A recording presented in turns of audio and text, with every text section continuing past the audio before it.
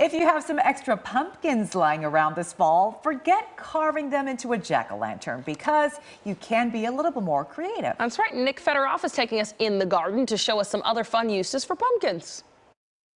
Today in the garden, we're going to learn to do something a little bit different with pumpkins, and it's really a lot of fun. You know, I'm not much for carving up a pumpkin because I scare really easily, but here at the thingsgreen.com Botanical Gardens and Homestead, we actually have a few chickens. So if you want to do something really cool with a pumpkin for them, if you were to take and you were to scar up the outside of this rind and make some kind of, well, you know, do some kind of face.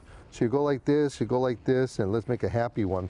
And what we could do is you just score it off like this, and in here make a little face. You take this, you give it to your chickens. They'll actually go through and they'll poke away at this part before they'll get to the rest of the pumpkin. Once it's got the design, you've got yourself a custom pumpkin. Now, talking about custom pumpkins over here, one of the things that's really fun to do with them is to cut them open and, like I said, decorate them and such. So we have to remember that the second that we cut open a pumpkin, it begins to rot. There's bacteria from the air that gets inside of it, and it will rot. Usually it takes 5 to 7 days before that rotting process really takes in. After about 7 days, you'll see that it'll start leaking and doing all kinds of really yucky stuff. So what we did over here is that I wanted to show you that we want to cut the pumpkin. So to save time over here, we cut the pumpkin and we take the lid off, okay? Inside, number one, be prepared for the smell that comes out of here. Pumpkins do not smell. They don't smell that great. Then what you'll do is you're going to scrape it out. You have to do a lot of hard scraping. And once you start scraping out, you're going to get all this pithy kind of stuff over here. I'd like to have you take it, wash it all off.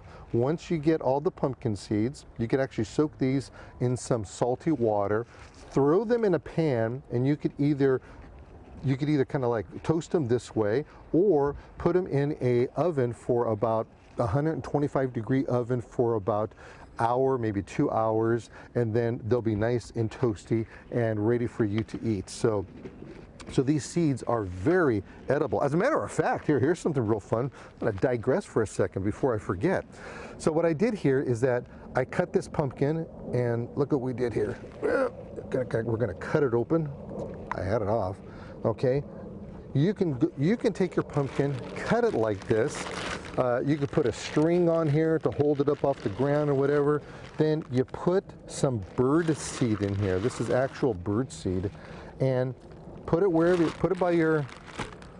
want to put it, so don't fall down, and watch the birds come and eat this. It is caviar for them. Here we're not going to do that. What we're going to do here is we're going to make a planter out of this. So we're going to get some soil, and first we're going to fill up this planter a little bit with some soil. And remember, the rotting process on this is something else.